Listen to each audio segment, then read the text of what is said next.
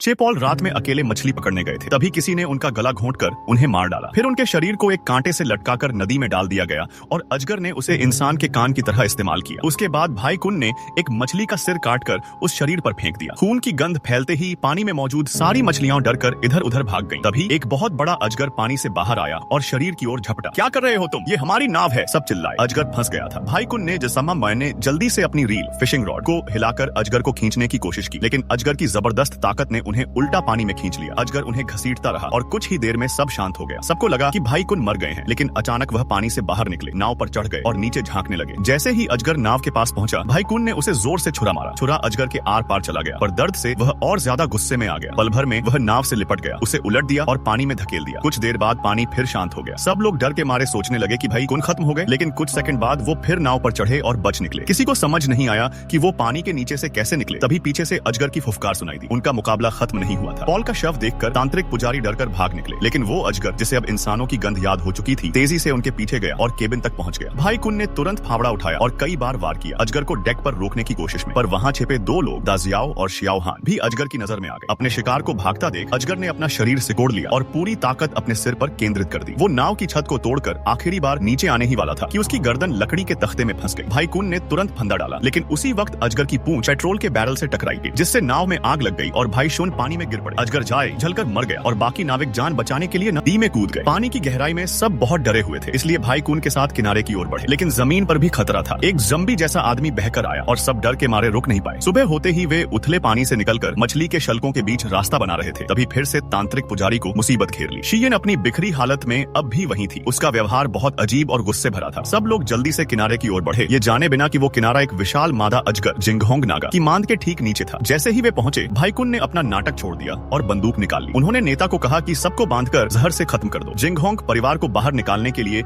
एक जोरदार सुगंध फेरोमोन छोड़ी गई, पर उसी वक्त एक और मादा अजगर भौंकती आ पहुंची। नेता पास ही रस्सी पकड़े छिपा था। उम्मीद थी कि जब मादा चढ़ने लगेगी तो वह जाल नीचे गिरा देगा, भले ही वो स्कारलेट परिवार की न हो, उसकी मौत भी काम की होती। अचानक एक नर अजगर पेड़ से नीचे उतरा। तभी एक जाल गिरा और दाजियाओ व शियाओ हान उसमें फंस गए। खतरे को भांपकर अजगर तुरंत जंगल में लौट गया। भाई कुन को लगा कि वो फिर से हार गया, लेकिन असल में मादा अजगर उसके पीछे घूम चुकी थी। सबको लगा कि अब भाई कुन खत्म हो गए, लेकिन उन्होंने खंजर निकाला और मादा का सिर धड़ से अलग कर दिया। उन्होंने स्कारलेट परिवार की मांद पर मजबूत तारों का जाल बिछा दिया, जिससे तीनों एक साथ आजाद हो गए और उनके पैरों के पास नई कटी लाश गिर पड़ी। यही उनका आखिरी मौका था। लगातार जीत का मतलब था, अब हार नहीं। भाई कुन का रस्सी के जाल से अजगर को पकड़ने का तरीका वाकई कमाल का था। क्या खूनी और निर्दयी जिंगहोंग परिवार के कुछ सदस्य अब भी इस डरावने जंगल से बच पाएंगे?